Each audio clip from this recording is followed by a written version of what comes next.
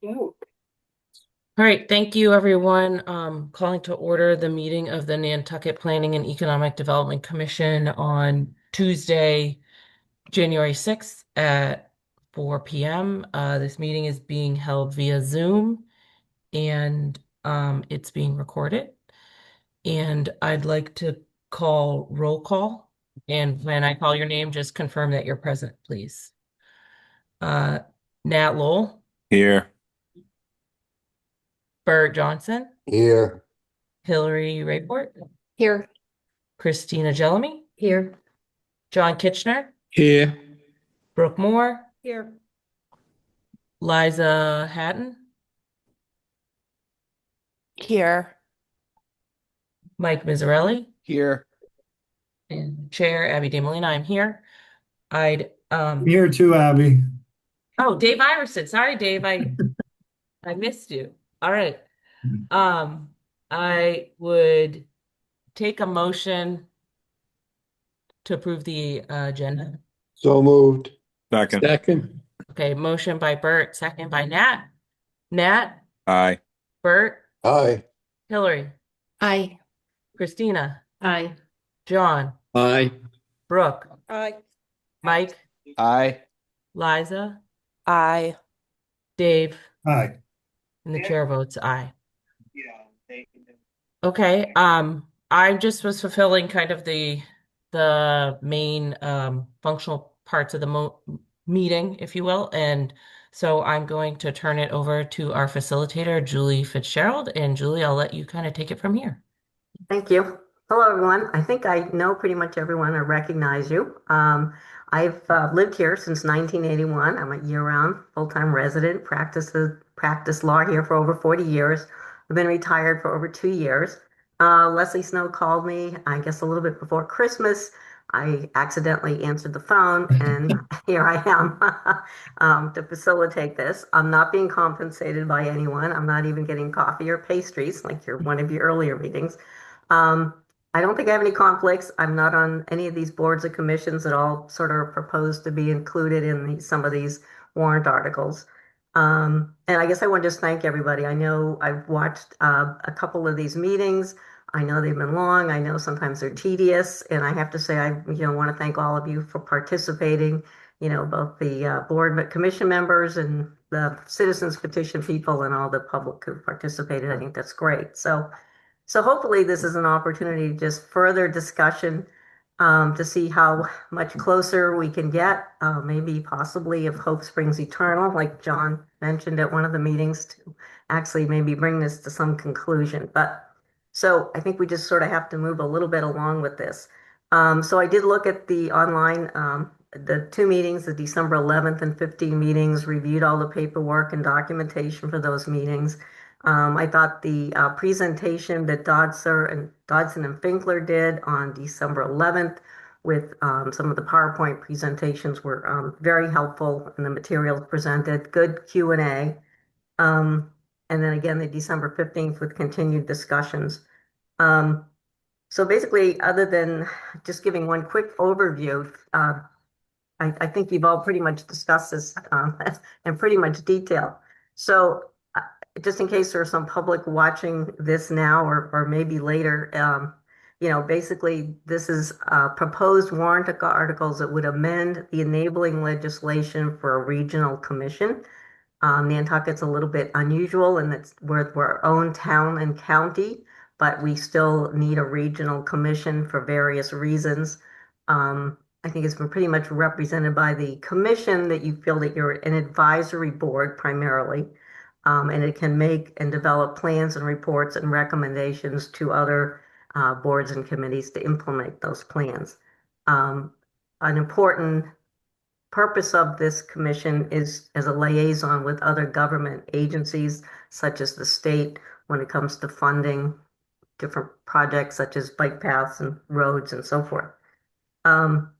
So basically, the original legislation is only 3 pages long. So it is a little bit hard to believe we've been spending this much time making changes to something that was 3 pages to start with.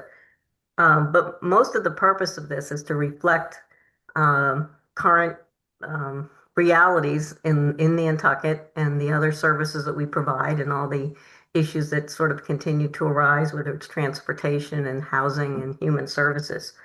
So basically, I think both the citizens warrant article and the Nantucket, I'm going to call it the Regional Commission because that appears to be one thing everyone's agreed on, that a change in name would be appropriate, is basically to sort of revise the enabling legislation for the purpose of kind of clarifying the objectives and addressing current and future needs.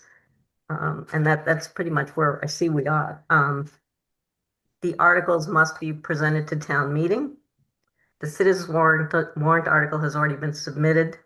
The Nantucket Regional Commission has a deadline of January 21 to submit its warrant article. They would come forward presumably at the annual town meeting on May 4th, 2026. A warrant article that was favorably voted upon would be sent by the select board to the Massachusetts State Legislature and then would need to be favorably voted upon there. So those are just opening remarks. So I guess if anyone wants to have a comment or make some clarification or correct something I said, that's great. So my plan would be to next, in your packet was a chart. It was the first item in your meeting packet, which basically outlines the proposed legislative changes so we can compare them. I also sort of took the chart and made some, not really changes, but I did some highlights on it, which I thought would help sort of show the differences and the similarities of the two proposals with some color coding, which I think might be a little helpful. So, so I guess at this point, if anyone has some comments.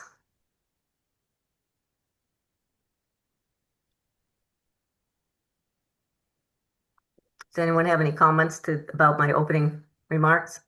No, good. Julie, may I proceed? It's Hillary. Sure. Hi. I just thought it would also be useful to just recap the history that there were 3 prior citizens petitions, 2 of which were voted positively at town meeting, and this is a 4th. And every citizen petition did make changes, and those were summarized in the materials that were online, which I hope everybody had a chance to look at. There was an infographic, and the petition has changed significantly with the intention of this 4th petition being an olive branch, a compromise position that we hoped the group would. When I say we, I'm speaking I'm speaking as a petitioner among many. I'm now a member of the commission, as everybody knows.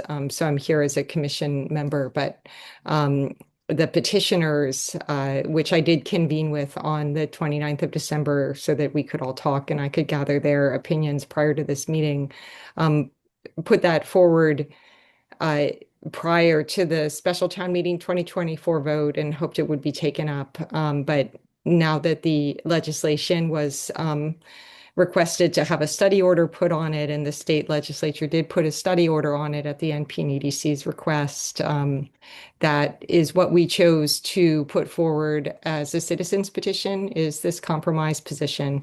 But it's the 4th in a chain of 4 with changes all along the way. Thank you for that information. All right, so I guess if we could just put up maybe the chart that Hey, I put Julie. together. Yes, John? If I could just add one thing. I think that most members of our community would look at this chart and say, well, there is an awful lot the same and not too many points of difference. And I believe that is true. And so it's, for me, this is our last chance to try to bring these 2 articles down into one to put before, our voters. And I think it will be doing our island a great service if we're able to do that. If two articles go forward to town meeting, I think it is going to be very complicated and very difficult for most people to fully appreciate, given the amount of detail that's already gone into it. So my hope is that we can stick at this today until we get to a place we can all agree is perhaps not what we personally would like, but what is has enough in it to agree to and put forward as one article. Thank you. Thank you. Well, yes, and I think as we go through these, we're going to sort of need to have a sense of the commission to see where there's flexibility on some of these or not. And that's kind of, I guess, I think the best we're going to get out of this today, unless the commission at some point decides to take a formal vote. So Megan, if we can maybe just pull up the chart with the highlights on it.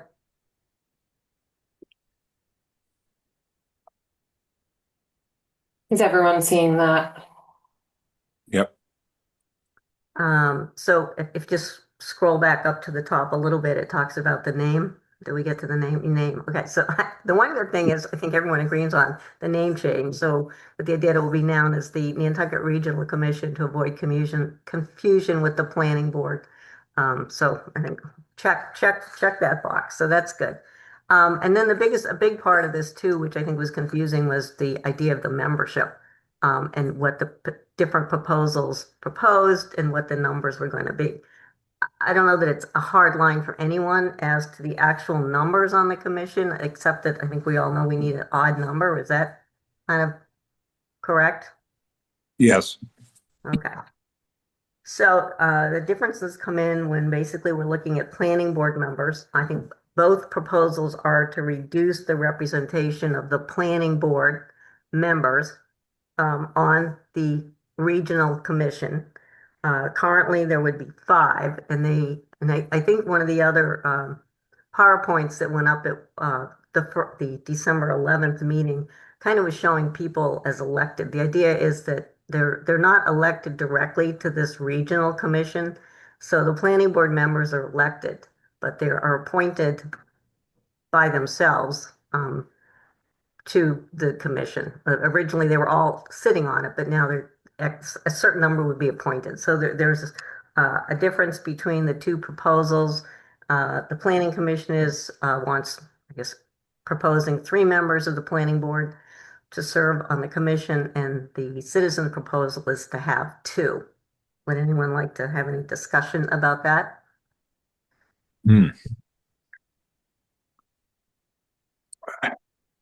Julie, just to clarify, oh, sorry, I see a hand went up. I guess I can't see hands right now, so Oh. Megan, maybe somebody could tell me. I can't. I guess with this on the screen, I can't see who's. My hand is up, John, but I was after, I think, Nat and Hillary. I didn't put my hand up. I just made a noise. I heard the noise. Why don't you go ahead now? I did hear your noise. It wasn't a sigh, was it, Nat? No sighing. I promise you. No sighing. So I'll let Hillary go first then. Oh, thank you. Yeah, just procedurally, Julie, there are a lot of petitioners. There are a lot of people who identify as petitioners for change that are on the call. Are you welcoming them to speak on this matter? This is a public meeting, so yes. So people are welcome to pipe up. Okay. Because I would like to certainly invite people that I've been talking to have strong feelings about this, and I would certainly like to invite them to speak. And part of what we submitted was a bunch of comments with details of why the citizens petition looks the way it does. And I also presented that at the meeting on the 11th. So I think people are pretty well informed about why But I'd welcome to hear from other folks. And I'd also like to, not have to repeat the reason since it's in writing and has been presented in the past, but would love to hear responses to what we presented in the past. John? Thank you, Julie. So just 2 points, I guess. The first is whether it's 3 or 2, and personally, either of those 2 numbers is okay. But speaking, on trying to bring this to a conclusion, I do think first thing is whether it is 3 or 2, all members of the planning board are elected, by our community. So when we get to talk about elected versus appointed, these 3 or 2 members are elected to serve by our community. That's the first thing. The second thing is, I am a planning board member, and just based on, my perhaps limited experience compared to some of my fellow board members. But for me, I think 2 of us, whoever they are, should be able to represent the views of 5. This isn't 2 people or 3 people representing, 20 people. It's 2 representing 5. And I do think that is a reasonable expectation of the 5 full board members and the 2 that would be representing them. And the 2 can be, alternated, year by year, I guess. So just based on my experience, I think 2 would be adequate. Thank you. I see. Nat, did you want to speak? Yeah, I'm going to try to keep it simple because I'm not going to be speaking once. So the commission used to be 12. So whether we have 11 that we currently have or 13 or back to 11, I don't see 13 as too many as a whole number, because that's come up as well during this discussion as far as, and I know that doesn't apply just to this one, the 3 members or 2 of planning board. It applies to the whole makeup. I understand what John is saying. I look at 5 to 3 as a pretty significant drop in the sense of what has been going on since 1973. Like, this has never been touched in this with the planning board members.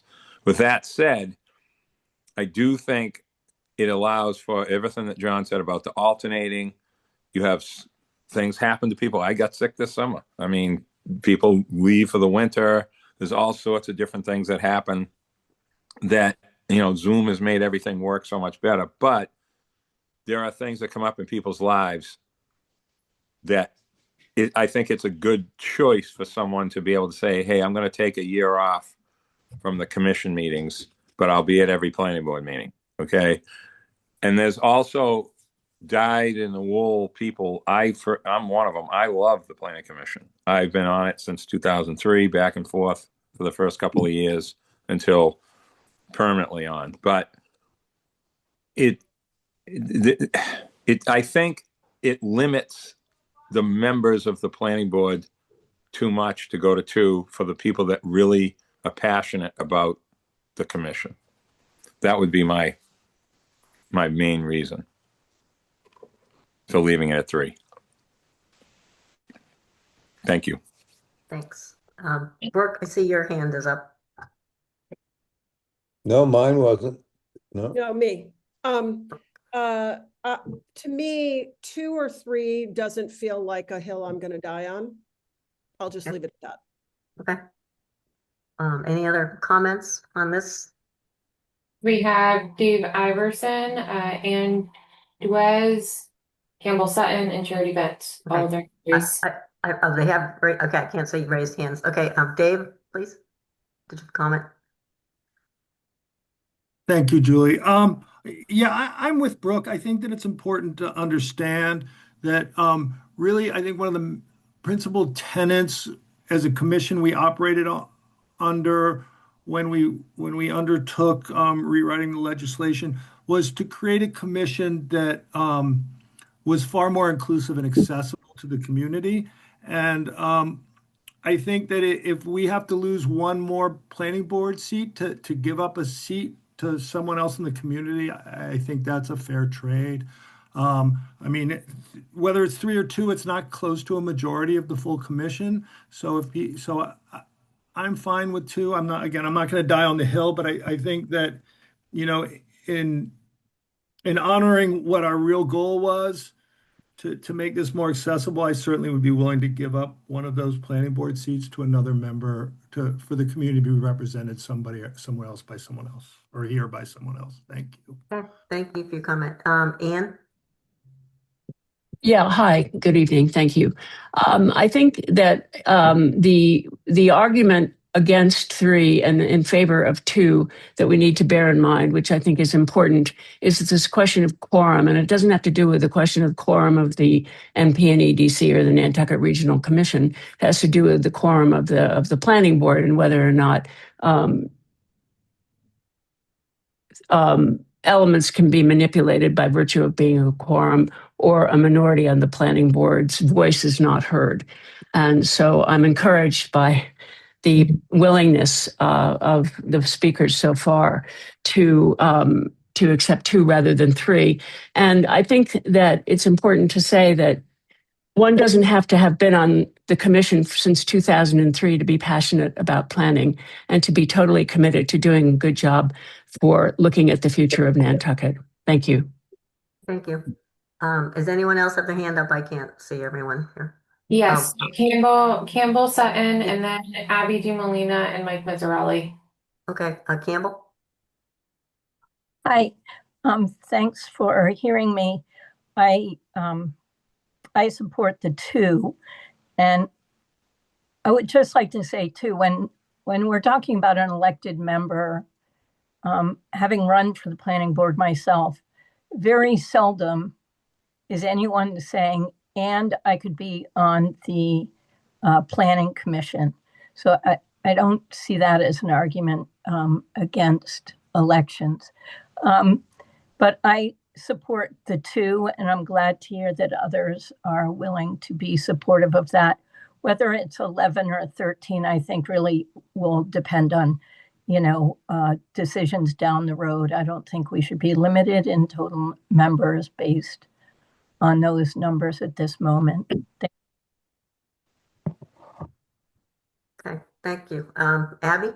Hi, I was just going to say that my understanding is whether it is 2 or 3, that because it's 1 year, that whoever those planning board people are going to be, that it would be rotating. So I think whether it's 2 or 3, it wouldn't necessarily be this idea of a quorum because of what Nat brought up, which is those members should be representing the entire planning board. So if there are differing views, they should be representing all the views, but also that the people would be rotating. So it wouldn't always be the same people. So I just wanted to point that out, whether it's 2 or 3, I just think it's important to know that it's not necessarily those planning board members representing their views, but they should be representing the planning board as a whole. Okay, thank you. Mike? Thank you, Julie. For those on the call that don't know me, I am the commission member appointed by the Conservation Commission. I would say on the appointment of 3 versus 2, I feel like the planning board brings a lot of experience. I would prefer it to be 3, but I certainly could go along with the others for it to be 2. But I do think the planning board members bring a great deal of excellent input to the what will become the Nantucket Regional Commission. Okay, thank you. Any other comments on the planning board member number on our chart? I'll just say one thing, which is there's the idea that it would be rotating. That could be done, but that would not be achieved, or that would really be up to the planning board, because the way the petition is written right now in the KP Law version is just that the planning board would choose and appoint the folks that they want. And they could choose to have a policy that they would switch around or not. Yeah. Thank you. All right. And next item is the at-large members. Currently, there are three. The proposal is from Nantucket Regional Commission would be 3 appointed by the county commissioners. Citizens' proposal is 2 appointed by the county commissioners. Would anyone like to speak to that? And then there's a further elected in the citizens' proposal, 2 elected, but let's just talk about the appointed by the county commissioners first. Brooke? So I support the nomination by the county commissioners, the appointment by the county commissioners. And I'll just say before we get to the elected, that is the one hill I will die on. I don't believe the commissioners should be elected. It's an advisory group. It is not a regulatory board. And I know, having done it twice, that running an election campaign on Nantucket is time consuming and costly. And I think it creates a level of exclusivity for people who have the gift of time and money to be able to do so. And as we're trying to encourage a younger and more diverse part of our community to participate in public office and public roles, that adding, and by the way, the Mass Municipal Association is recommending overall fewer elected positions in municipal government, not more, because of that barrier to entry and what it means in terms of accessibility to the broader community. So that is the one thing I will never support elected positions, at-large positions. Could you just comment on the change in the difference in the numbers to be appointed by the county commissioners, whether it's 3 or 2? I think really that depends separate. on where we end up down the line in terms of the number of planning. It's a math equation in terms of ending up with an odd number ultimately when we get through the rest of the representation. So would your answer basically you don't feel strongly whether it's 3 or 2? Is that okay? All right. I guess. Yeah. Thank you. Abby? Thank you, Julie. I just wanted to give a little background of why we went to this, because as you can see, currently the at-large members are appointed by the NP&EDC. And I think after our discussions, I'm sure, Julie, you watched our meetings, what we felt like we thought it would be much better to have a different body appoint. So the county commissioners, and the reason why, let's say county commissioners versus select board is with our proposal, what we really tried to do is when there was a regional body, align with that body. And so this is the example of why it would be county commissioners versus select board. But again, I'm aligned with Brooke on whether it's 3 or 2, it's a math equation. So I don't feel strongly one way or the other, but I just wanted to give a little bit of that background for people. Okay. John? Thank you, Julie. Well, I also am not too concerned whether it's 4 or 3, but for the purposes of my comment, let's just say 3. If we agree most or all of everything else this afternoon, and this does become, the hill to die on for some people, I would say if it was 3, maybe 2 appointed and 1 elected might be something that we could agree on if that is the only thing that would stop us melding these 2 articles into one. So 4 or 3, I don't mind. If it was 3, I would say, 2 appointed and 1 elected might be a way to break the logjam. Thank you. Campbell? Hi, thank you. So I'm supporting 4 at-large members. And I would just like to say the reason I'm supporting some form of elected members is because there seems to be a lot of redundancy in appointments.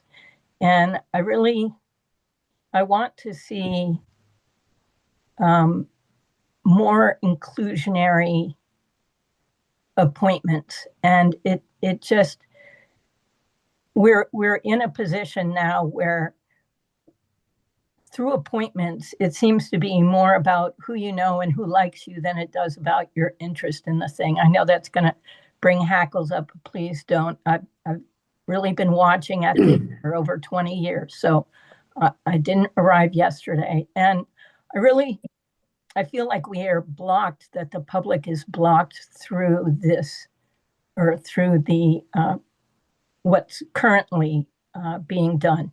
Maybe there's something being appointed by the county commissioners. I'm not sure, but I definitely would like to see 4. I would like to see members that were actually focused on long-term planning, and I think that's available in the at-large zone of this, and that aren't on 3, 4, 5, 6 other commissions, committees, or boards. I think the staff needs to have more support than more active support than they currently get, and so I really feel that the 4 at large is important. I'll leave the elected piece up to others to die on a hill on or not. I'm not sure there, but thank you. Can I just ask, I see some more hands up, but can I just ask Brooke a question about the appointment procedure by the county commissioners? The appointment procedure would follow the current rules that we have for all select board and county commissioner, select board appointments, which is the multi-step process of open application period, followed by having the resumes or the applications of the applicants in the select board packet for the public to see. For the timeline escapes me at the moment, for a series of meetings followed by a night where we actually make the appointments and then this would be at a county commission meeting. So it's an extensive and very public process that we established some time ago, and so that would be the way it would go. It would be following the select board's appointment. And these select board membership and the county commissioners are the same people, correct? Absolutely, yeah. Okay, yep. all right. Christy's hands up, and I see other hands. Christy? Thank you. Christy Ferrantella. I just wanted to comment on appointment versus elected. I feel really strongly that this should remain an appointed. The at-large should be appointed positions. I've run for select board and also been appointed to the NP&EDC, and I can speak from experience that running a campaign is extremely expensive on Nantucket, and I did it under the age of 30, which was even more difficult. And I just think if you're trying to get more inclusivity and diversity in the people that are on our boards and committees, this is going to elected would absolutely be going backwards. That a few years before running for select board, I was appointed by the select board to smaller committees such as a scholarship committee, and even that part of standing up at select board and requesting their vote can be nerve-wracking. So I think it's a way to get people involved and in the door without asking them to run a whole campaign and pay the thousands of dollars that it is to put an ad in the INM and stand at the dump every weekend. And so I just wanted to add that it's really hard to run an election, and I think that that's going to exclude people from being part of this commission. Thank you. Yeah. Julie, I don't know how to put my hand up with this. It's not the same as normal, so I don't know why. But... I'm going to put you. There's 2 other people that have their hands up. No, go ahead. Get back to you. Okay. Dave? And Matt, it's under something called reactions on the bottom. Is it? Yes. Okay. Thank you, Julie. I just, a couple things. I don't even know why I need to speak when we have Brooke here. I wish I could just say, okay, Brooke said exactly what was on my mind, which seems to be the case. So I listen, 3 or 4 is fine with me. It really depends on where we fall on the other appointments farther down on this list. I think, and I'd like to just quickly respond to Campbell. I think, you know, if you look back or you even look right now at town government, we have a long history of of electing older white people. And I got to tell you, that's not what the community looks like when I go out and walk around. And and and I just really fear that any elected official on this RPA, and I'd like to also mention that we would be the only RPA in the state that has directly elected seats.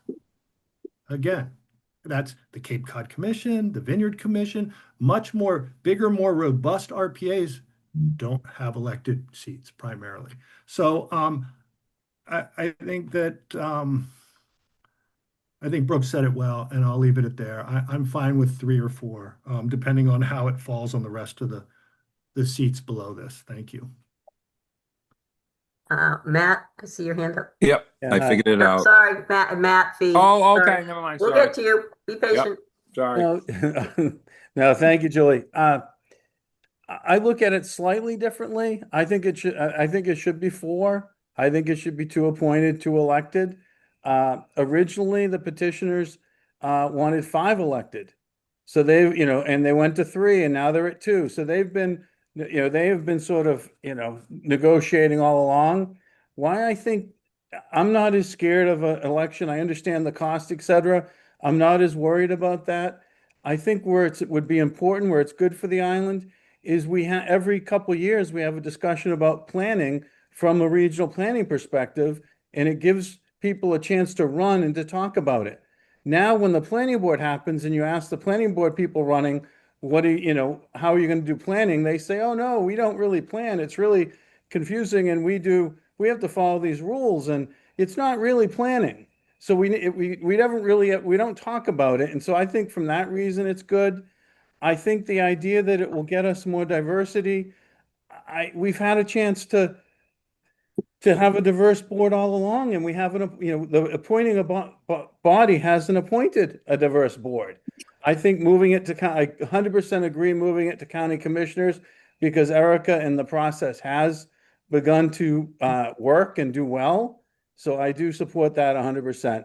But I think we should, if we want to get this to one article for this town meeting, I think we should leave it at 2 and 2. Thank you. All right, Nat, I see. I'm sorry. Your turn. I'm in Brooks' camp. This makes no sense to have an elected at-large seats. We have, here's our list of appointed boards on Nantucket. The Airport Commission, FinCom, ZBA, which has a lot of authority, CONCOM, which has way more authority, all appointed. No one's ever said anything about that. This going to the county is something probably, if anyone had ever thought of this or contemplated changing this, this should have been done just that one thing, say 10 years ago or whatever.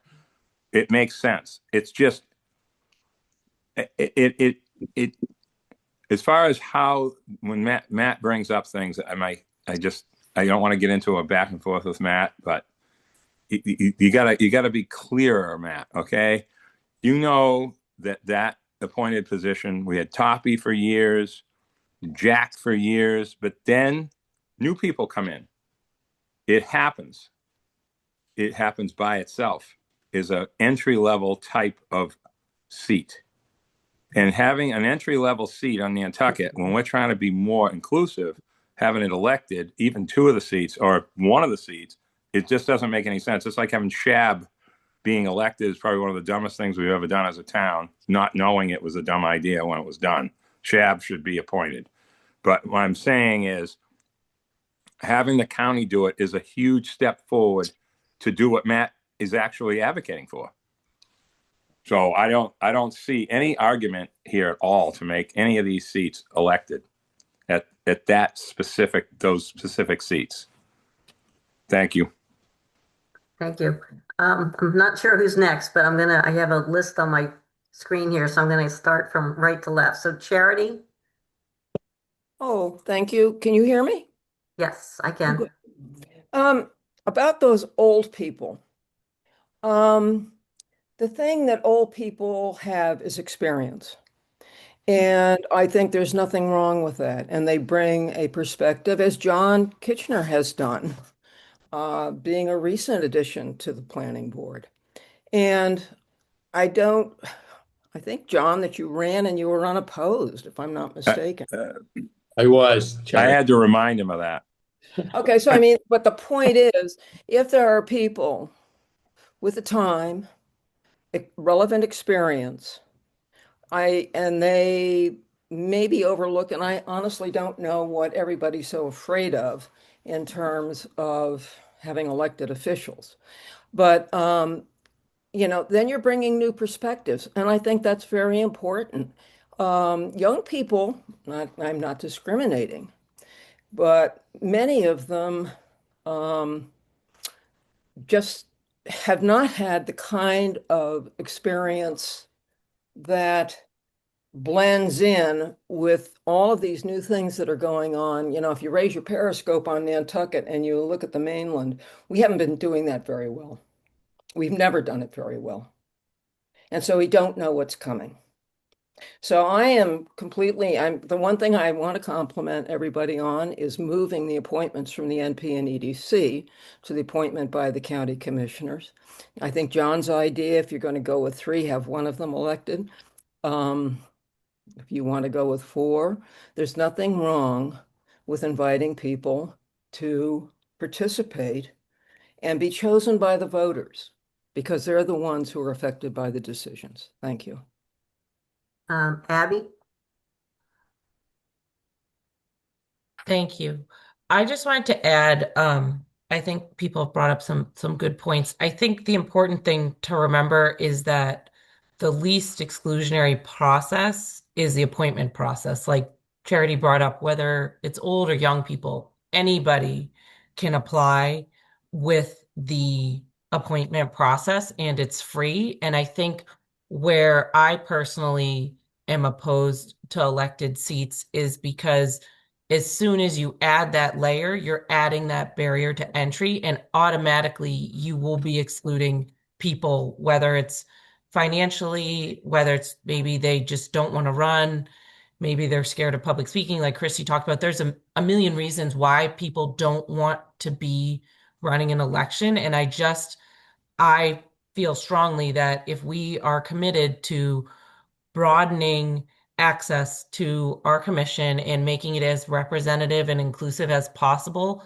by including any element of an election for directly to the commission, that's contrary to what our mission is. And I agree with Brooke that I feel really strongly that that's not something that I would support in good faith, because I just don't think that an election is going to achieve that.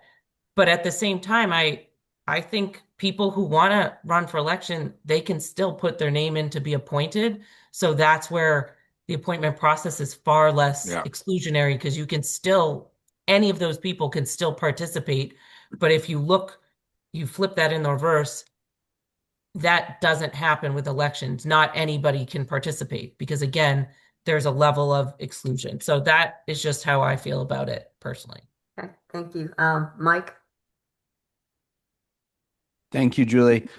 I'm going to join the group on the Hill for I'm not supporting elected positions. I have the privilege to have a vote on this commission through the Concom, and I would say it's not a question about being afraid to put people on via election, but I'm just joining the chorus of it's a barrier to get there, and I just don't think it's smart for an advisory board to be electing people. So appointment by the county commissioners is fine with me by any number, but not elections. Thank you. Thank you. Christina?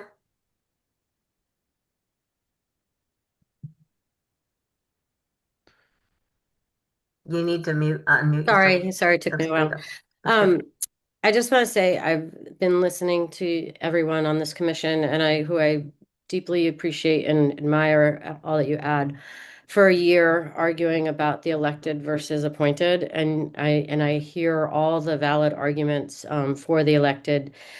I just want to bring to the table that it's one seat. If we go with John's idea, it's one seat out of 13. There's many other opportunities for diversity, for other people who want to be appointed. It is a compromise. The citizens have voted on this for 3 times, asking for an elected position. They have come down on their request again and again. And I really do not want to see 2 of articles go to the town meeting. And so I am not going to die on this, and I am going to compromise. And I think if there's one seat that's elected, that's okay. And if nobody runs for it, we can appoint it. So it's not the end of the road for this. And that's my personal opinion. Thank you. Hillary? Thank you very much. I want to start by saying that I really also appreciate the commission having moved to relinquishing the appointing their own members for 3 years. This was something that just was a Rubicon they would not cross. And now everyone seems to be really behind the idea that the at-large members should be appointed by the county commission. And I really appreciate that because I know it was a big concession. I want to just have a few thought exercises about elections.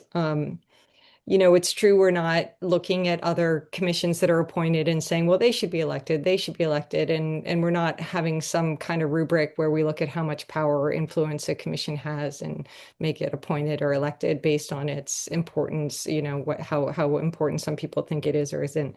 But just so I'm an elected member of the planning board, and there are 4 of us here. And imagine if someone suddenly said, the planning board should be appointed. And now you had to think, well, am I making the county commissioner? So I'm at, some of you might be wondering, well, why is she bringing this up? Because I want you to feel viscerally what kind of reaction you have at the idea that your elected seat would now be, you'd have to go and ask a group of 5 if you did a good enough job to be appointed again. I also want to bring up the Shellfish Advisory Committee.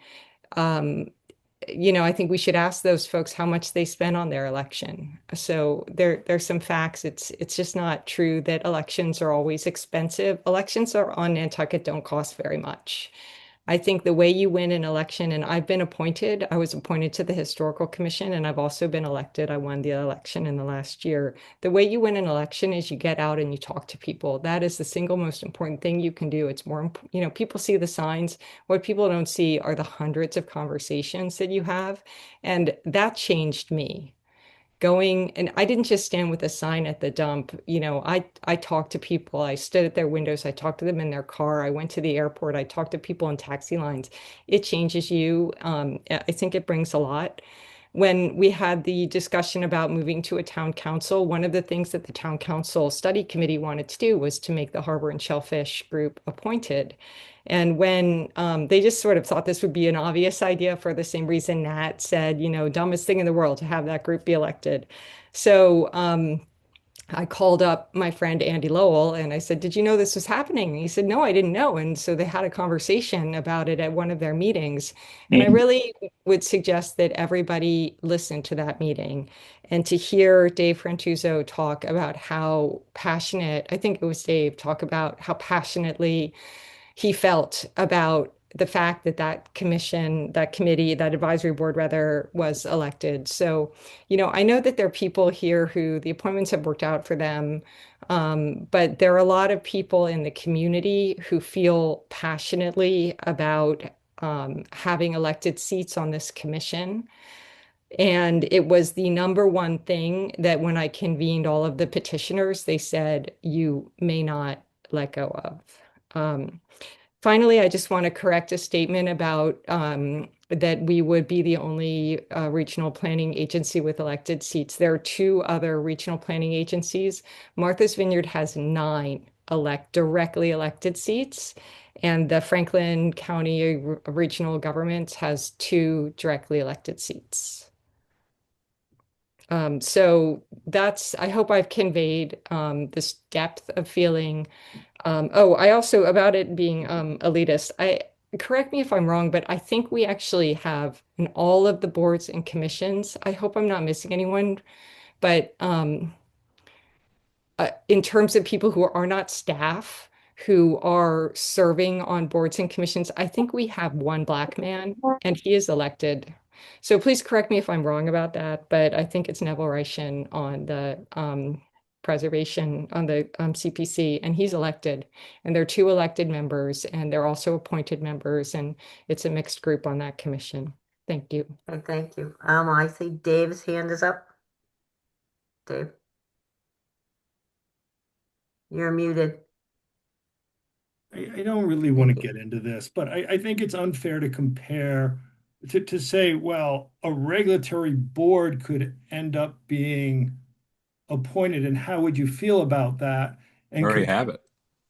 to a non-regulatory board that should be elected. I think we're confusing things here, right? Like there are 2 different boards. One is a regional planning authority, and one is our municipal planning authority. And I also think it's really disingenuous to say, for the proponent to say that well, it's really about going out and talking to people. I mean, if Hillary would share how much she spent to get elected to a 1-year seat, I think it would be pretty eye-opening for everyone involved. So I really think that you can't say it's not about money and time when we're talking about elected seats. It produces an elitist outcome. There's just no question about it. I mean, how many people on this island can afford to spend $4,000 or $5,000 to put a campaign together and take that time away? That's a mortgage payment for the kind of people that we want included in this commission. So I applaud John's effort here.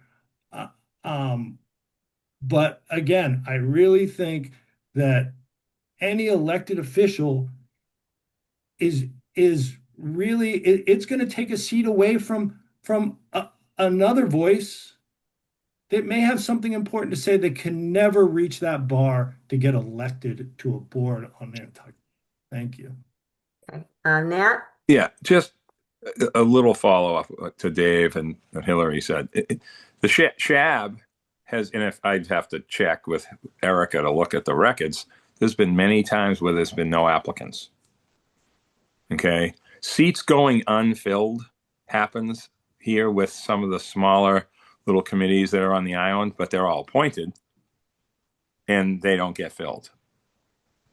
It makes no sense to make these positions elected for so many reasons. I mean, I can think of some after I get off talking, I think of something else. Like there's so many reasons. Bottom line is the community has had 4 appointed commissions that have a lot more power than these 3 positions do. And we've seemed to be fine with it. Personally, I mean, I don't want to say, oh, I want the Concom elected or not, but I'm just saying, and we talked I don't know who brought up the diversity part as far as not the diversity of race and all that. I'm talking about the diversity of knowledge. That got brought up at the beginning. We have a pretty split Concom, and it's appointed. Okay, we have solid people on the ZBA pretty much continuously. Okay, you have to look at all of this holistically when you start talking about this, and then get back to earth when you're talking about the Planning Commission. We have a mixed bag of different people elected and appointed on their own boards, and to keep these 3 or 4 seats appointed by the county now puts them in line with everything else. It makes it the same as the airport, as finance, as ZBA and Concom. And there's no more important board that's appointed than the FinCom. I don't think anyone would argue with that. I would. So thank you. Okay, John? Thank you, Julie. Um, so I had to, I ran, I think it was for the planning board alternate position, and that was an appointed position. I can't remember whether it was from the planning board or the county commissioners, but anyway, it was an appointed position. And I felt very good about that process because, you know, I was questioned fairly deeply about why I was doing this. And I felt honored to be chosen at the end of it. Then I ran an election campaign to be elected onto the planning board proper. And I felt at the end of that equally honored that this time, you know, I'd gone to our community and I didn't think I was that well known in the community, but as someone mentioned, you know, there was a lot of handshaking and talking and at every point. And, you know, so both times I was fortunate to be successful and I felt just as good about being elected as I did being appointed. Just on the how much it costs to run a campaign, I can tell you exactly what it cost me to run, you know, my campaign in 2025 because you have to report it at the end to the town clerk, and it was $675. I'm not going to comment whether that's a lot of money or not so much money, but that is what it cost me to run, and that included the signboards and such. So again, I think that you can. It's obvious there is passion on both sides, whether we should elect some or whether we should not. But to take an article to the people, I think we should really kind of strap it on and reach a compromise which does have, you know, at least one elected at-large member to move this forward in a way that we're not moving this very important subject, not just this piece of it, very important subject, to expect our community to choose one article over another. Honestly, I will be embarrassed by that. And I think we all should. So that's all I have to say, Madam Facilitator, on election versus appoint. Thank you. Thanks, John. I see Hillary hands up, but I just want to just bring to the group's attention that we're basically an hour into this meeting at this point, and we still have the rest of the items to go through. So Hillary's had her hand up, so I'm going to let her speak, and just maybe you could sort of be brief. I feel like we spent a fair amount of time on this. I don't think we're going to resolve this at this point, but I'm thinking we'll go through the rest of them and maybe circle back to this before we're finished. Sure. So I just like to, I really appreciate the tone of a lot of this discussion. I think it's really impartial and looking out for the best of the community. I think we should refrain from personal attacks, but not refrain from appreciating how personal some of these things are to many people. And it is a fact that town meeting has voted this twice, and the elected members have been central, and there were five. And the reason why people feel really passionately about this is because people don't trust the appointing body because of things that have happened in the past. And at some point, I hope we have time to get to what the purpose of this commission is. And because I think there's disagreement about that, and I don't see how we can get, you know, to a kumbaya moment on the structure before we really agree with what the purpose of this commission is. And maybe it's within that divide that explains why there's such a range of the degree of feeling. Thank you. Thanks. So I'm going to move to the next item on the chart, which is other members. I think the good news is that the current, the Nantucket Regional Commission and the citizens proposal are in sync on that one item, which is basically a member of the county commissioner appointed by the county commission. So that's that one. I think we can check that one off the list. And next, I sort of put these together, and that this talks about the Conservation Commission. We currently have one member, who's Mike, who's a member of the Conservation Commission, appointed by the Conservation Commission. The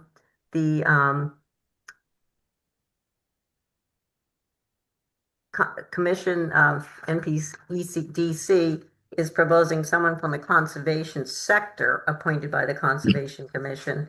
The citizens proposal is a member of the Conservation Commission appointed by the Concom. So that would be no change. So maybe someone from the commission would like to talk about who the conservation sector would be, or some definition. Doesn't seem like there's a huge difference there, but I think that's important difference there. I see Brooke, did you want to address that? Yeah, I'd be happy to. I think that we've had an experience on the commission where we had a seat that was very narrowly defined as to who could occupy that seat. It had to be a member of a certain board, and they didn't have anyone who had the time availability to do that. And I know that, and Mike Miserelli can probably speak to this as the Concom rep, that there's a lot of multiple seats that people hold, right? So that, you know, as a select board member, I sit on the NP&EDC, I sit on the Affordable Housing Trust, I sit on, and as long as it's required that a sitting member of that commission populate that seat on the NP&E, on the Regional Planning Commission, I think it stretches those people thin.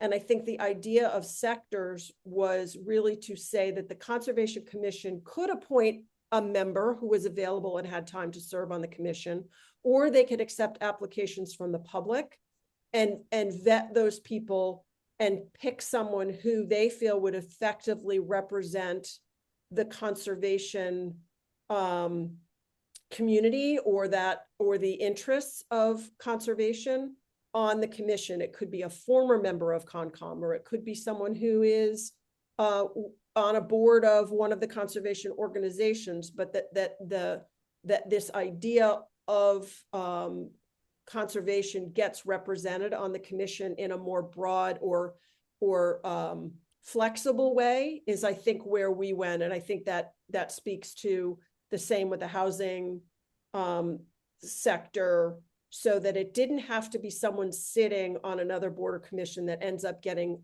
additional responsibilities, but someone who would answer to their appointing authority and represent those interests. So that's just general to the theory behind the sector idea that we had. Mike, thank you. Thank you, Julie. Thank you, Brooke. Yeah, I agree with that. I think in reality, certainly if somebody from the commission was wanting to be somebody who was sitting directly on the Conservation Commission wanted to go to the Nantucket Regional Commission, that would be the priority. But we would have the ability to reach out to the conservation sector for maybe somebody who wasn't appointed to the Concom, or, as Brooke said, a past member. So that seems like a very reasonable way to go. I think the Nantucket Regional Commission is, as far as sub-appointments go, is one of the nicer ones to have. So I don't know how often it would be utilized, but it would be a good tool. Okay, thank you. Campbell? Campbell, I see you. Yeah, sorry. The mic wasn't responding to my touch. So I would just like to say that I think that's a great idea. I think it helps to get towards what I was speaking of earlier in terms of having, individuals have to serve on so many boards that it's hard to attend to any one board because of all the ones that you're on. So I really like this idea, and I just wanted to let everyone know that. Thank you. Thanks. Hillary? Yeah, so I just want to be clear that the current legislation says um, one representative of the county commissioners of Nantucket County to be appointed annually by said county commissioners. And that same language is true for every board. So it says it does not say a member of the Conservation Commission appointed. It says one representative of the Conservation Commission. So it's always been the case that the Conservation Commission could decide to appoint somebody else to be a representative. At least it could be interpreted that way. It hasn't ever been. Um, I just wanted to point that out because when this, legislation was brought by the citizens, that was certainly considered, and we felt that it was flexible. So I think we kept that language. But it's not a hill I personally am going to die on. I don't know how other people think because it just hasn't been something that the petitioner group has really talked about. I will say that part of the intention of having people who are actually embroiled in the boards go to the NP&EDC is that they have a level of familiarity, experience, reciprocity that we're trying to maintain. Um, and, could I envision, as Mike said, that nobody would want to serve? And, no, which is why I don't feel like it's something, especially for certain boards, to feel super strongly about. Maybe that would be different when we get to the preservation discussion. But I do think we have to remember that the point is to have this kind of coming together of the people who are involved with the other aspects of government. I do want to clarify that the situation where we had no one who wanted to serve, that was not someone coming. We've never had that I know of, an open seat on the NP&EDC. It's always something that people want to do. Thank you. Okay, thank you. Anyone else? Brooke, I see your hands up.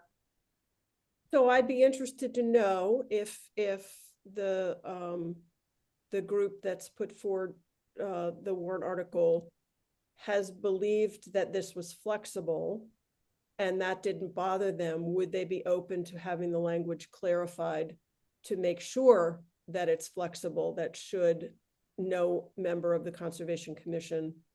I don't believe that the Conservation Commission has interpreted it that way. So would you all be opposed to having it clarified in the way that our proposal, the NP&EDC's proposal, tries to clarify that flexibility or open that flexibility more clearly rather than leaving it to interpretation if and when it happens? Well, we heard from Campbell, who said she liked that idea, and she's consistently been part of the petitioner group. And of course, anyone should feel free to answer that question. But I think we are going to take these questions and then reconvene the petitioner group and hear what people have to say separately. It just sounds like conceptually it's not a problem, basically. I don't know. I think it hasn't been a focus of the discussion because it's been so low down on the priority list. But, I certainly hear the points that people are making. Okay. All right. So anyway, so that's the conservation sector or member of the Conservation Commission. So again, I guess so I guess maybe going back to that for Brooke, is that a hill anybody's going to die on either way? If I might, Julie, I think it's important. And I think the other point I really need to make is that when this was all established, right, the cross appointment process and all of that, the work of these commissions was far less complex and far less time demand, had far less time demand 20 years ago than it does now. The amount of information that a select board member, a county commissioner, a planning board member, Affordable Housing Trust meets, 12 hours, sometimes, 10 hours a month. These are huge time commitments. So having the option to appoint someone else is really important because we're asking a ton of the people who are serving on these boards and commissions, much more so than I think when this legislation was originally contemplated. And I also think it's an opportunity for people to join the planning commission role without having to also serve on another board or commission. So I think it's another way to encourage more participation in the community. And to my mind, if someone is appointed by the Housing Trust or appointed by the Conservation Commission, the appointing authority is going to have a relationship with that person where there is going to be a reporting back, or there should be a reporting back to that original appointing authority. That's how I envision it. Okay, thank you. Abby? Yeah, I just wanted to add, thank you, Brooke. I think Brooke made a lot of the really good points. I think that overall, the idea of us moving to really these sectors was exactly that, to have the flexibility. But I think Brooke brought up a really good point that we would look to have that reporting back. So if they did appoint someone who wasn't, a member of said board or committee or whatever, that they would still have a regular engagement with that appointing authority to make sure that they are reporting back that the work that's going on with the commission, those different things. I think that having that reciprocity is really important. And that's something that we've also been working on as the commission as well, is our commission, we have reporting, every month from the different appointing authorities as well. And so I think making sure that reciprocity happens is important. But I think just the idea in general that we're making it as broad as possible, because there might be a great person who works in housing who isn't necessarily on the Affordable Housing Trust, but it might be someone who knows a lot about affordable housing, who interacts a lot with them. They should still have an opportunity to be a part of, this commission. And if the Affordable Housing Trust is appointing them, obviously they have some level of responsibility back to the Affordable Housing Trust. But again, it just makes it broad and provides a lot more accessibility for people who, like Brooke pointed out, doesn't necessarily have to be serving on that board as well, because I think Campbell pointed out that there's a lot of people who are on a lot of boards. And so again, this is the opportunity to have somebody who maybe isn't on that board, but still wants to be involved, be a part of the process. So I think that's kind of the overall theme with the sector appointments that we have developed here. Okay. So that was the group that was sort of part of the original group. Now we're looking at where I've marked it in red where it says new. So these would be new proposed membership and from organizations or groups that they felt were important to add. So the next one, it would be basically the housing group. So basically it would go from one now as an appointment from the Nantucket Housing Authority. It would now be a member, we have two different, one is the housing sector member appointed by the Nantucket Affordable Housing Trust, or the petitioner's proposal, a member of the Nantucket Affordable Housing Trust. So I think we've just sort of been through the idea of using a sector designation, but at least I think we've reached some agreement on what entity would be the appointing entity, which would be the Nantucket Affordable Housing Trust for this membership. Anyone have any comments about this? Okay. So it's really down to the sector issue, I guess, for Hillary's group, whether that becomes an issue or not. Land bank, these seem to be consistent with the two proposed articles. Member of the land bank to serve to be appointed by the land bank. Any comment on that? Okay. Historic preservation.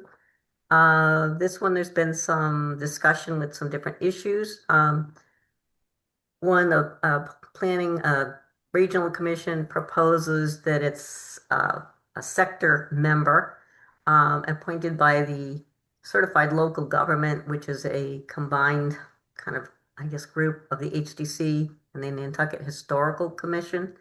I believe some of the information indicated that they're only mandated to meet once a year. I sort of stand corrected on that if anybody has other information, versus the citizens article, which would be a member of the Nantucket Historical Commission appointed by the Nantucket Historical Commission. So would anyone like to speak on this?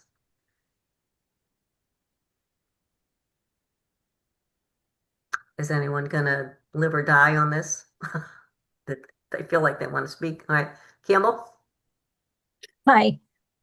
So I'm not going to live or die on this. I have other issues. But anyway, I sort of like the historical commission appointment. One of the reasons is because I find that the HCC is already very busy with what they do, and it's just like piling on one more thing, and it can create, when it's the HDC versus the NHC, I think they can cross horns at times, and I don't think that's the best, provides the best possible outcome. And I feel like our historical commission really is, or let me put it another way, really needs to be more integrated. I think our historical structures and our history historically is essential. And I feel like this group is able to focus on that a lot more. And so I sort of support the historical commission having a member that's appointed. And they're, not that the HDC isn't local, but I think the less friction we can create in this section, the better. And the louder voice we can have for historical structures and cultural history, and artifacts, et cetera, is just sorely lacking at the moment. And so that's what I would say about that. Thank you. Thanks. Brooke?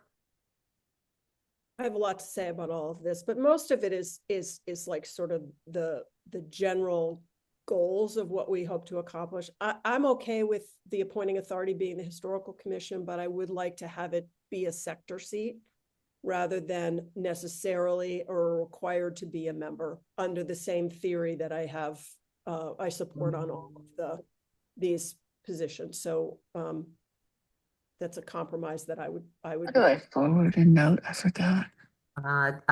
Dave, I see your hand up. Julie, I think just for consistency basis, listen, I'm not going to die on this hill either, but the planning commission is a state planning commission, right? And the CLG is a regional or state entity as well. So I just think it makes sense for the CLG to have the appointing authority. I mean, they are made up of the HDC as well. So I think it gives you a much broader look at who they want to appoint instead of just being the NHC. But again, I'm not going to die on the hill, but I do prefer the CGL over the NHC. Thank you. John, I think you were next. Thank you, Julie.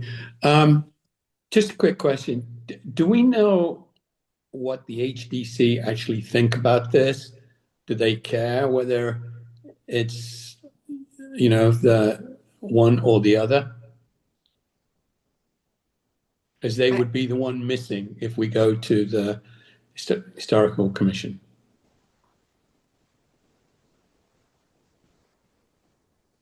I can comment on that. Hillary, would you like to answer that, please? Yeah, I can comment. I don't listen to every one of the 4-hour weekly meetings the HDC has. So someone might know something different, but as far as I know, the HDC has never advocated for having a right of appointment, and they continually talk about how overwhelmed and how busy they are. They've been, many discussions and meetings at the select board about how to improve things at the HDC. I want to talk a little bit more about the certified local. Well, I don't want to jump my place in line. So Julie, when it's my turn, I'd like to say something about the CLG. Okay. But the answer to your question is the NHC, the Historical Commission, has met on it many times. They've voted to ask for the right to appoint a member and that it could be one of their members. They asked that it not be the CLG, that they preferred it to be the NHC, and the HDC has not weighed in, to my knowledge. Can I ask you how many people are on the NHC and are they elected or appointed? Yeah, so the NHC are 7 members. They're all regular members. There are no alternates, and they're all appointed for their and also they do have to have credentials. Like because of the agreement, they all have to have credentials and experience or demonstrated ability or degrees in preservation. Are they appointed by the select board? They're appointed by the select board Thank you. for long range preservation planning. And that's one of the differences between the NHC and the HDC is that Thanks. one is the planning, like surveying, planning policies, and one is design review. Okay, thank you. Christina, I see your hand up. Thank you. I just would like to support Brooke's compromise and thank her for that recommendation of putting the sector, but then having it be a member of the NHC. So I just wanted to support that. Thank you. Abby, I see your hand. Yeah, I just wanted to clarify a few things. For the record, I am on the NHC and we did discuss it. I do think that the NHC, based on our discussions, would be supportive of the sector. Initially, our current chair actually thought that was what it was. So I think that there would be support for that. But I just wanted to point out that the certified local government is we have a staff member that is the coordinator for it, and that person does support the CLG being the appointing body. But I don't think anyone, as Brooke pointed out, really feels super strongly about it. I think the idea is since we are legally mandated to have at least one meeting a year, we've talked about having more meetings because of different interests as the CLG. But I think the idea would be that the appointment would be done at that meeting if it's one. If there's more, obviously there's more opportunity. But I think the real overall thought with it is just that it's a broader group of people because you're including the preservation-minded members of the HCC and the NHC. But again, I don't think anyone feels super strongly about it.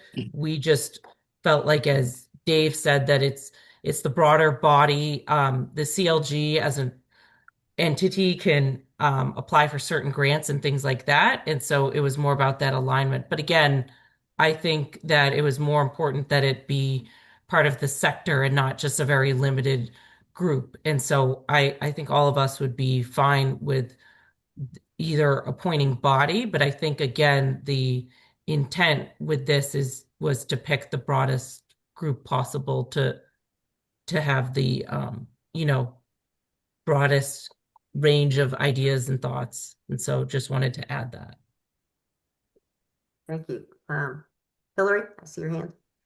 Well, it seems like there maybe we should just move on in the interest of time. I mean, when you look at the CLG agreement, there's 3 signatures on that, and it's Ray Pohl, me, and Dawn Hill Holgate. So when this was written, it was written with a lot of knowledge and familiarity with what it means to be part of a certified local government.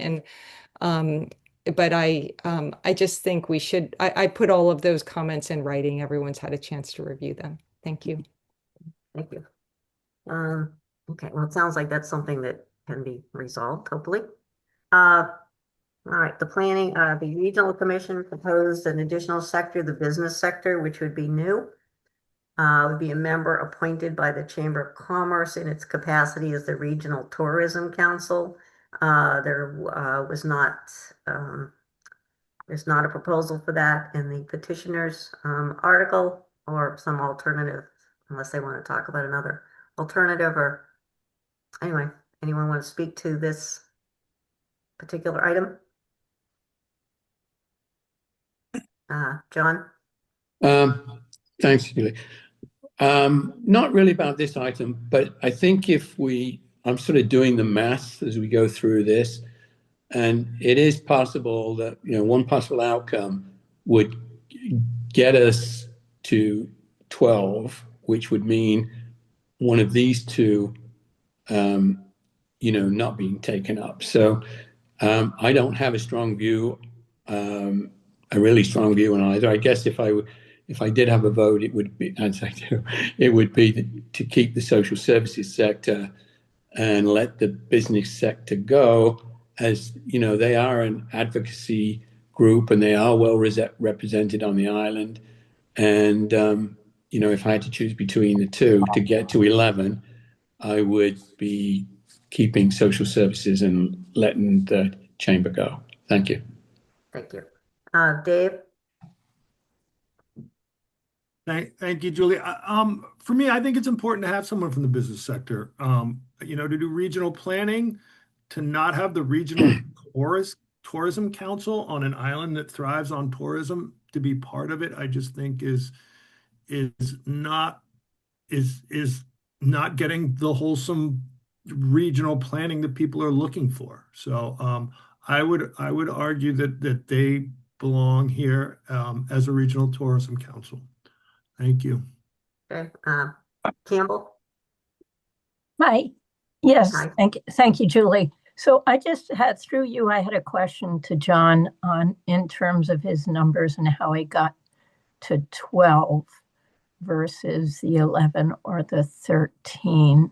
It's very possible that I've got it wrong, Campbell. But rather than go through it all, but I think if it may well come down to, in order of importance, if we need to get to 11 and we're at 12, one of these two would probably be the place to take it out.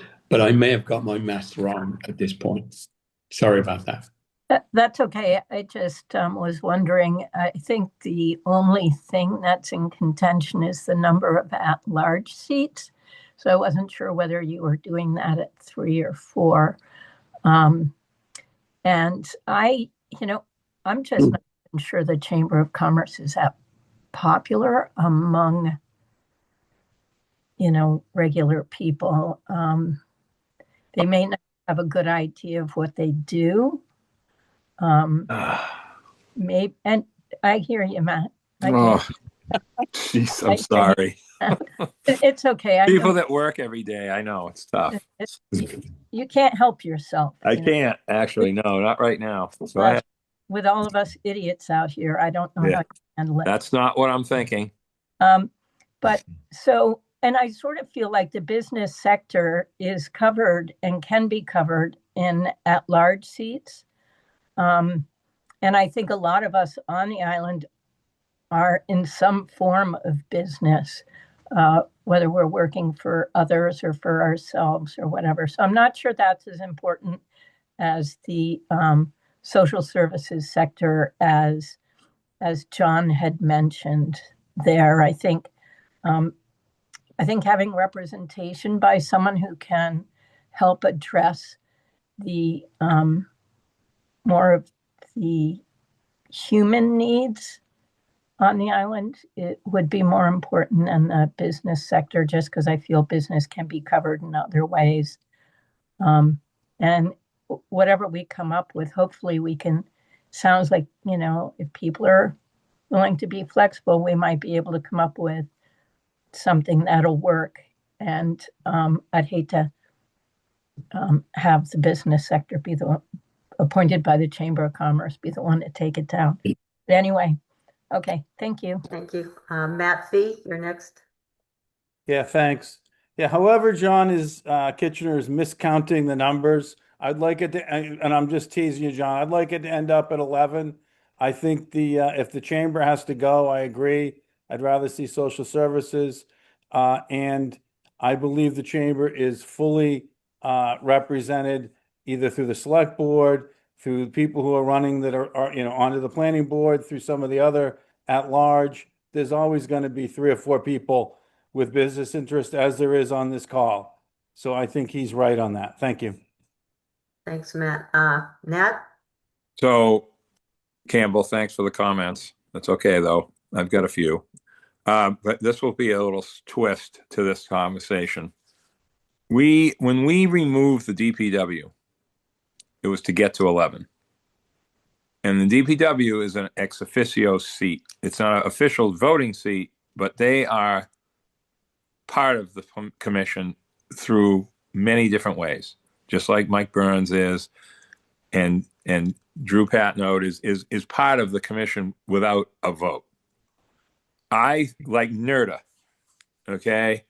I would advocate, if this seat goes away, that something be written into this language for the future for the chamber to be an ex officio, for the director to be. He has come to a couple of meetings, and it was like having Mark Willett at a meeting. It's like eye-opening, the things that come out of him, and he's good, and we're lucky to have him. They're in the center of town. There's a lot of connection with the planning commission to business, and I do understand some of the people's feelings about it not being directly connected, but the economy, the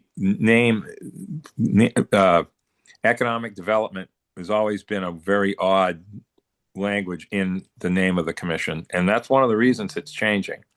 But on the other hand, there are a lot of events that happen that affect the shoulder seasons, all that kind of stuff. So I don't think we should just say, no, we don't need that here. I think we need some part of it to be part of the commission, whether it be an ex officio or an official seat. That would be my comment. Thank you. Thank you. Abby, I see your hand up. Yes, thank you. I would just point out, I think having a member of the Regional Tourism Council and having a member of the business community are two different things. I think they would both be great on the commission, but I think having a small business owner is important, and I would love for someone to be, trying to do an at-large seat. But I think the thought of having the Regional Tourism Council is to advocate at, again, a state or regional level on behalf of the island. And so when I'm thinking about big things like, changing the way our island is viewed for like drought, Nat brought up water, like that would be something that if it's something that affects our tourism, closing of the beaches, things like that. I think that that's where you would want it to be a person who has a direct connection to the Regional Tourism Council, as opposed to a person who's just a business member who might be able to advocate for other businesses, but it's obviously not the same thing. So I would like to see both of those on the commission if possible. A business person could be in one of the at-large or other seats, but I think that this way it guarantees that you have that direct connection, as Nat pointed out. Thank you. Well, that's sort of interesting, whether maybe there should be some suggestion about sort of these at-large members being appointed by the county commissioners, that there be specific or suggested representation for certain types of areas or something. Maybe that's a way to maybe address that. Just a thought. Okay, sorry. Mike, you're next, please. Thank you, Julie. I'll keep it brief because we're getting short on time. But one thing that's been regular at our meetings, and it's really been Abby's vision, is we've had guest speakers for almost every meeting before we got, sort of deep into the end of the year and this. And I find that helpful, and in particular, I found it very interesting when the chamber was in to speak about what they incur on a year-to-year basis, and how that would how we should view that as a planning commission. So I don't see it to be a big deal either way, to be honest. But having the Chamber of Commerce, I thought was quite valuable. Thank you. Thank you. Charity, please. Thank you. Can you hear me? Yes. Okay, good. I think Nat's idea, and I think what Matt Fee just said I think are very, very good ideas. All the Chamber of Commerce is uh, has not had a very good track record recently. And I think that they have the ear of the planning board. They have the ear or the plan, the NP&EDC. They certainly have the ear of the select board. The select board has brought in some people who have been involved in tourism and so forth to ask them why things have not gone the way they should. And what I am seeing here forming is an 11-member board without the Chamber of Commerce, three at-large members, one of which is elected. And I think you've done a wonderful job trying to narrow this down. But the social services sector, when you have two nonprofits trying to raise money for food for people who live here and can't afford it, I think their voice is very important on an NP&EDC to let people really know what's going on here. Thank you. Yeah. Christy? Thank you. I just wanted to chime in that I really think that the chamber could actually add value by kind of providing an economic development lens to what the planning work is doing around workforce housing and transportation. A lot of conversations around the island over the last probably 5 or 6 years, and probably longer, but that's as long as I've been around in this, talks about having a really vital, stable year-round community. And I think as we're trying to plan around land use and housing, infrastructure, transportation, everything that we're focusing on, I just think the chamber represents employers and the year-round workforce that would benefit from um, the planning work. So I just want to say I think it is important to have somebody from the chamber and not just from the tourism lens, but from the year-round economic lens. Thanks. Hillary?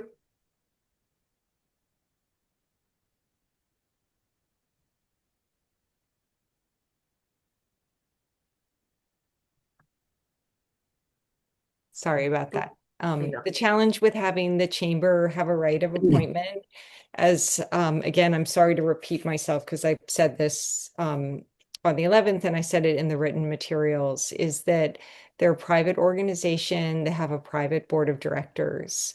They're not subject to municipal rules. There isn't any precedent for individual membership organizations being able to put people on governing boards of our region or town. And we just, don't know how that will all happen. Um, it's been for as long as anyone can remember, people from the planning office or this commission have had a seat on the board of the chambers.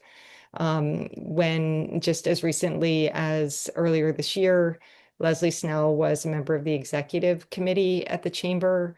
Abby is currently a director of the chamber. There's a lot of ability to have communication and influence in a positive way. The chamber is a 501c6 lobbying organization whose job is to spend, they are a regional tourism council. We can't tease apart that from their responsibility as a lobbying organization. They can spend money influencing politicians. It's part of their mandate. They don't do a lot of it. But I just think that part of what we're trying to do is increase transparency, increase accountability, and certainly open to other ways to have economic development and tourism represented, but there's just too many complications with having them have a right of appointment. Thank you. John? Thank you, Julie. Well, first of all, it's obvious that Charity's arithmetic is a lot better than mine. So thank you, Charity. I guess I'll just remind us all, we're about 16 weeks from the town meeting. And, this has been so far such a really, really valuable discussion.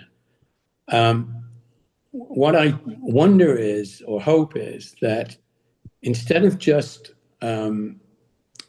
dispersing, sometime over the next umpty minutes or hours, could we develop a draft motion to vote on, just to give us a real, hard and fast opportunity to see where we really stand. And I, Julie, I guess I'm suggesting as one way of doing that is to vote item by item, see where the votes lie, see where the majority is, and at the end of all of that, take the majority vote, put that into a draft motion for the whole thing, and just see then where we're at. Are we close enough? Are we, somewhere where people don't have to die on the Hill? And that I guess would be my request. Could we consider doing something like that before we, adjourn this evening? Thank you. Julie, can I just make a comment on that one? So, John, I think I'd throw that to Abby, since it is a public meeting of the commission, whether or not that should be done through the chair. Okay, thank you. Hillary? Yes. I don't have a view about whether or not the commissioners should vote, and I would be voting as commissioner. But the petitioners are working together. We're looking for consensus and agreement among the petitioner group of whatever the NP&EDC wants to put forward or wants us to ask for changes in our petition. So I would need to take something in writing back to the petitioner group, and then get back to you. I just wanted to make sure that was clear because I wasn't sure. And for me, I think that's fine, but it would be good, at least you'd have something solid to take back. John, we're going to have another meeting next week. So I think that anything we would vote on, any motion would have to be next week. I also want to be mindful that not all the commissioners are here. And I think Joe wanted to participate in the discussion. So I don't think we should vote without having the full board here as well. On the next one was the social services sector, which I think a few people commented on, but is there any further discussion about the social services sector that's proposed by the regional commission? It was not on the citizens proposal. Brooke, I see your hand up. I agree with the comments that have been made by others, as they were sort of like looking at business versus social services. This is a critical seat, a position to have on the NP&EDC. I work deeply in the food insecurity world right now. And we talk about inclusion, serving on the commission as open to people as possible. But I think making sure that folks who have social service needs need to be represented in this way in this kind of planning effort for the region, for the community. And so that is one that I think is absolutely critical to the makeup of the commission, the regional commission going forward. Thank you. So just to keep moving, because we really are kind of down to about 10 minutes. So the next item proposed by the citizens article was a term limit, and this is not in the current legislation, and there was none proposed by the regional commission. So Maggie, maybe you could move the screen up, please. Thank you. So again, if someone wants to have a comment on where they stand on this, I think I've heard some discussion that it's not the hill to die on, but I don't know. You It's up to your group, not me. Oh, I'm sorry, Brooke. This one hasn't come up yet. I'm just confused. We have no term limits anywhere in Right. any government role in the county, the town. So I don't understand the need to introduce it here, when we don't have thousands of people applying for positions overall. So it sets a unique precedent that I'm not sure I can support. Thank you. Let's see. I think Hillary. Yeah, so it's not totally, it's directionally correct, Brooke, but it's not totally correct to say that there are not any term limits. The Cultural Council has term limits. It's a 6-year term limit, and that was put there as part of their enabling legislation at the state level. We have the state advocating for term limits for the Steamship Authority. So we do have the state looking for term limits when they want to. We have to remember that the reason why this legislation came forward was because of a desire to drive change and to get more long-range planning going to respond to this observation that we weren't updating our master plan. We weren't getting long-range planning going. This commission was not advocating as effectively as it could. I'm not saying that to be provocative. I'm saying that to reflect the reason why this has passed town meeting twice and why people feel strongly about it. So the term limit kind of goes along with this change initiative, and it does have precedent. It is a very soft term limit. 9 years is a long time to serve. I know, Nat, it's not a long time to you. You've been on more than 20 years. And then anyone who only took a year off, it's a consecutive. So you just can't serve more than 9 consecutive years. You have to roll off, and I think it protects against some of the things that the state is trying to protect against when they're looking for term limits in other areas. Thank you. We're just going to move. Can everyone be quick because we don't have a lot of time. I think we have one more item to try to get done. Campbell? Hi, thank Quickly, you. please. Yes, Briefly. I'm not committed one way or the other to the term limits. And I'll tell you why. Because of the changes further up in this proposal, whereby there's been different appointing authorities handed out, and because they're on 1-year terms, I feel a little bit more comfortable with turnover concept, right? The concept is to not have any particular group or membership sort of hang on to everything. So I feel like some of the changes that have been proposed by both the NP&EDC and this citizens proposal address the type of change we're looking for. Thank you. Okay, thanks. Nat? Oh, we don't have enough time for Quickly. we don't have enough time for what I want to say. But so we're supposed to be for long range planning without a long range term. Okay, so I had to throw that in. That's a good one. That wasn't mine. Look, we're an island, a small place. There is going to be turnover, and there's going to be institutional people. That's the way it's been for a long time, and it's been that way on the commission. The HDC stays pretty much the same because no one wants to do it. They could be appointed and they still have the same people probably. So they're an anomaly, okay? But we have turnover with pretty good turnover with most of our commissions and boards. Finance committee turns over people, but you got to have people that have been there.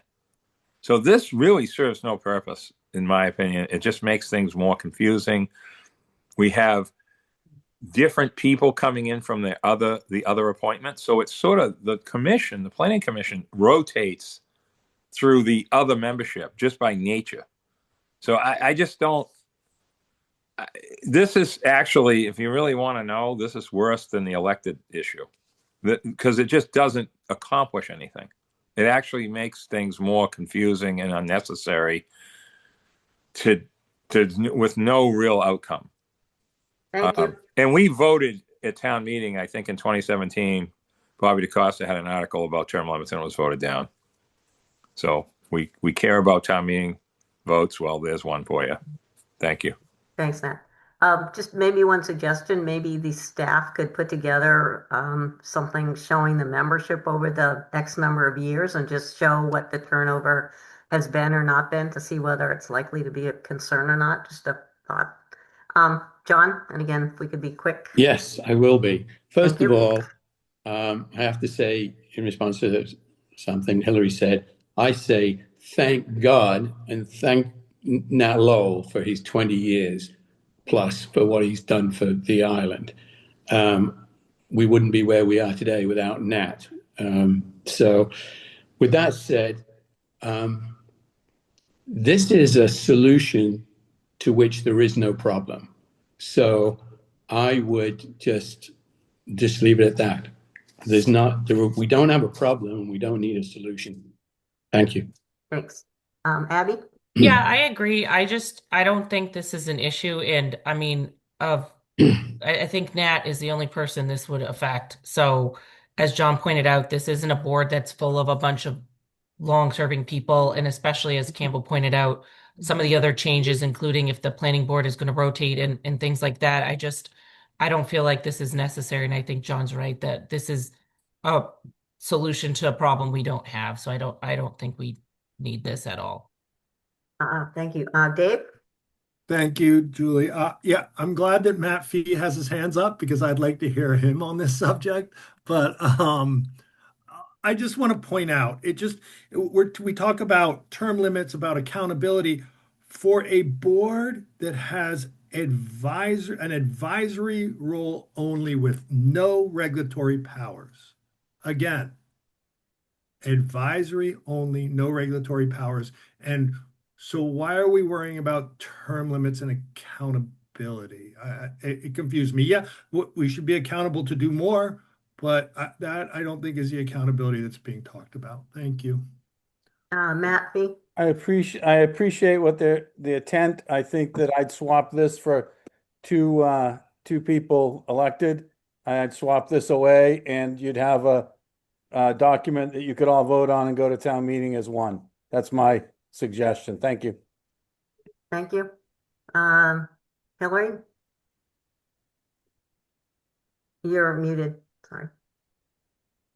I don't need to say too much, Julie. I mean, I think what's going to happen is that you're going to put together, I don't know, some next steps, and the petitioners are going to be able to talk about it, and I'll see what people think. But I just have to say that this is not purely an advisory commission, and I don't think we're going to have time to talk about this in this meeting because I know we're stopping at 6. But in the next meeting, I really hope we talk about why we do need accountability at this commission and why we do need transparency at this commission. And anybody who thinks that this commission just does nothing, why have we been fighting so much? Why did you fight so much against the changes and not, bring any changes for 4 years?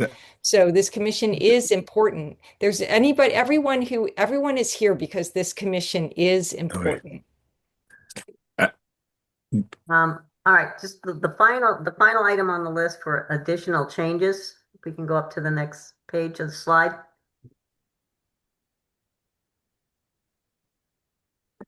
All right, so I sort of color coded this, which probably is confusing everybody. But anyway, so I think I was talking to Megan and Leslie, and we were just looking at some of the language. So we did discuss that there really weren't a lot of huge differences. So we sort of pulled the planning commission, or I'm sorry, the regional commission, and kind of put it into the citizens proposal, which ended up with the last column showing a possible proposed merger of changes.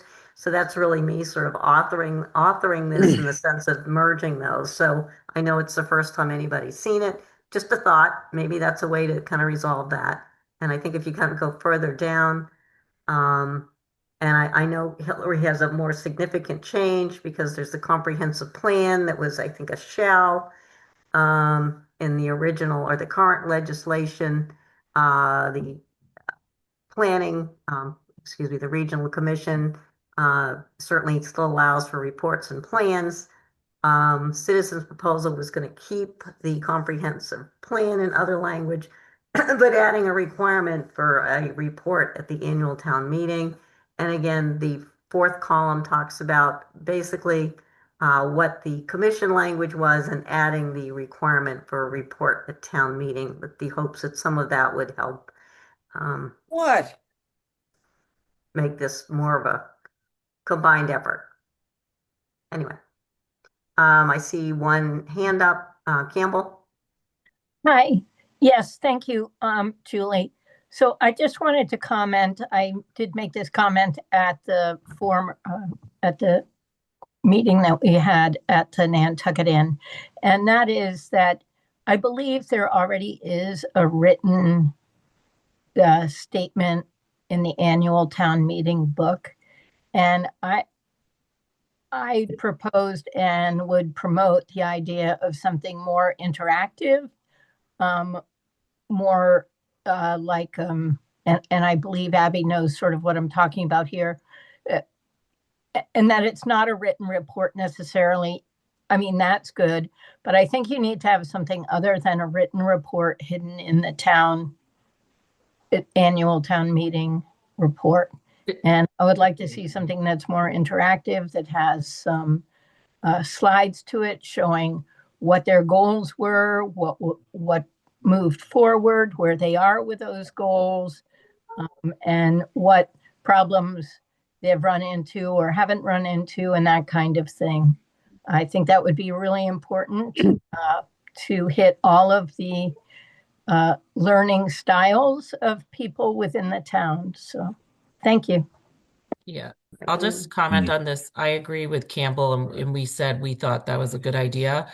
I don't know if we necessarily thought it needed to go into the enabling legislation. I would defer to staff on that, but I think we thought the concept worked. I will just note, every year we do have an annual report, so that already does exist, but I thought that Campbell's idea is a good one of being more specific about having a visual and comparing against the goals. But I think that we everybody was in support of that. But being mindful of time and being respectful of everybody's time, I don't know if, since we've reached 6 o'clock, Julie, if I'll have to take a motion to adjourn because we're at the end of time. I mean, are we on a time limit with the masters behind Zoom, or is this just something we agreed on? I'm just asking, as I don't know the answer. I'm deferring to staff. Is that true, Megan? Sorry. Yes, so the meeting is intended to end at 6 o'clock. It is now 6:02. Okay. All right. Before we adjourn, I would just like some clarity about next steps, if that would be okay. Hillary, okay, quickly, please. Oh, I just said before we adjourn, can you Yes. hear me? Can you hear me? Okay. Yes. Before we adjourn, I would just like some clarity about next steps. I'm having this idea, this expectation that maybe Julie would consult her notes and work with chairs and staff to suggest some changes to the draft KP Law petition and send it to me as the lead representative of the petitioners, and then I could convene the petitioners. And we can also talk about the language, Julie, that you proposed that we saw for the first time tonight. Is that what you had in mind, or was there some other idea? I think at this point it's up to Abby. what I did with that language and merging her was after sort of a quick discussion with staff, regional commission staff, that we discussed about that to try to come up with something for the group to review and consider to bring the parties together. But I'm not part of the drafting group, or I was just here for the limited purpose of this meeting. So I don't think it's up to me. I think this needs to be addressed to the chair. I think we'll reconvene with staff and then talk about next steps. And I think we already had tentatively set aside time for a meeting. Not next week, the week after. The 15th. The 15th, yeah. Excuse me, I think believe at 3:30 is what we talked about. Yep. We haven't floated that to the whole commission yet, but we already had a meeting time set aside for something else. So we're going to try to reallocate some of that for this. Okay. I would just like to be able to convene the petitioners before then and have something to talk about that's concrete from the chair. Okay. We're going to have a new TV show, The Petitioners. So is this next meeting, should it be live or hybrid? I mean, I think we need to clean that up, because I've had several messages from people that maybe we should be, but I don't know what's the scheduling issues. Look what happened last night with the new system. It certainly can't be at the trailer. It's not going to fit. So the meeting, so I'm just curious. The meeting on the 15th will be Zoom only. We have very limited space available throughout the month of January, and given the short notice, that's the best that we can do. And I'm not saying we should or shouldn't. I just think we need to talk about that now, so that there's nobody, wondering why we're on Zoom only at the moment. So. Okay. Now, just to point out, I mean, with the lead up to town meeting, which is, I would say at the peak in January, going into mid-February, I mean, various boards and committees and commissions that are holding extra meetings to get motions ready for the warrant. So, I know, and we don't have the upstairs anymore, so we actually have more limited space than you think. I realize that. That's why I'm just bringing it up. I just thought we should talk about it real quick before we go. Okay, very good. Thank you. All right, John, but to the members of the public, we're going to have to close this meeting. So I know you guys want to comment, but we are going to have. So I can't comment? No, I said you can, but I want the members of the public to be aware that we are going to have to close the meeting. Okay. So, look, we just spent 2 really good, very productive hours. We've created some momentum, a lot of momentum, to solve this. Can we or can we not get this to one article? I would hate to lose the momentum. And so when I hear 2 weeks to the next time we talk about it, I mean, don't we have enough coming out of here to say, staff, draft a motion based on what you heard, and then let the commission look at that. Okay, John, I hear your point, but I don't think we're going to be able to change that right now. So the 15th is not 2 weeks. Oh no, the 15th is next week. And okay, I bet we're going to reconvene. We're going to reconvene with staff. We're going to see what the next steps are, but I can't promise anybody what the next steps are until I talk with staff and we talk it through. So that's going to be the next step. Yeah, because they were right up. Abby, will there be a transcript available? This meeting has been recorded, so it should have transcript as well. It will. I don't know that I have the transcript, but Bruce, it will be available on the YouTube website within the next day or two. Usually it takes some time, 24 to 48 hours for the comms department to upload that. Okay, great. Great. Can I just ask Hillary, for you, Madam Chair, can I just ask Hillary, what is it, Hillary, that you need to be able to come back with meaningful input to the commission? whatever date that is. What, I'm sorry, was that a why is it, or what No, is it that I need? What do I, what- what do I need? So, Yes. what the group of the people who are supporting the citizens warrant article decided when we met on the 29th was that, you know, obviously we're here, there are a lot of people here, but that we would want to review something in writing and discuss it amongst ourselves, and be in a position then to respond with a consensus view from that group. And that would be how we'd want to respond and move forward. So I guess my question to Abby and to Leslie and Megan is, can you from the transcript put something together that as Hillary just described? Because I think it would be good for all commission members to have that as soon as possible, so that we all, it's written, we've got something to look at that encapsulates I'm sorry, but we can talk about this, but I think you guys need to understand we do need to adjourn the meeting. We have gone over. Motion we can to talk about adjourn. the details. Like, I'm okay. Motion to adjourn. Do I have a second? Second. Okay. Motion by Mike, second by Brooke. Nat. Aye. Bert. Is Bert still here? Okay. Hillary.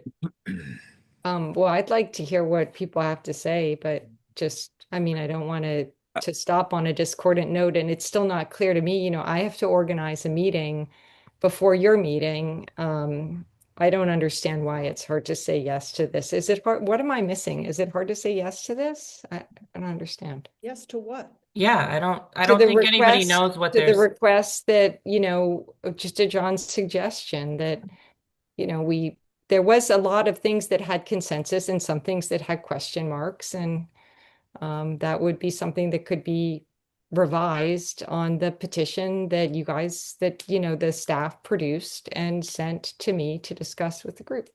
We are a public body. We cannot deliberate behind the scenes. Of course, I understand that, and that's why we're asking Abby and the staff to do it. So, Hillary, if you were to look at my calendar, I am fully booked on Wednesday. I am fully booked on Thursday. There might be a small window that Leslie and I's schedules align on Friday to meet with Abby and Mike, and we can discuss at that time, next steps, and we'll disseminate the information as we always do. Yeah, I'm certainly very appreciative of what the staff does, and especially how busy you are, which is why I wanted to talk about this back in August. But I mean, we are where we are. I just don't know if we're going to be in a position to make the most progress on the 15th. That's all I'm saying. I just want the 15th. I don't want to be in the same position on the 15th. I want to have a round where we can give you meaningful feedback, and I want to be able to see something on writing so we don't have moving goalposts. That's the only thing. And I'll vote to adjourn, but I just wanted to say that. John Kitchener, do you vote to adjourn, yes or no? Before I say yes or no, let me try it another way.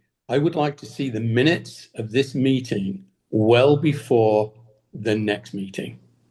That's what I would like to see, the minutes of this meeting. And with that, yes, I vote to adjourn. It's on tape. Yeah. I would like to see the minutes. Okay. Nat. Okay. Do you vote to so adjourn? we're all seeing the same minutes. Okay. Mike, do you vote to adjourn? Liza. Jesus. Aye. Christina. Aye. Dave. Aye. And the chair votes aye. All right. We'll keep you posted once I meet with Megan and Leslie on to next steps. Thank you all for coming. Thank you, Julie. Thank you, Julie. My pleasure. Good night, everyone. Thank you, Julie. You're welcome.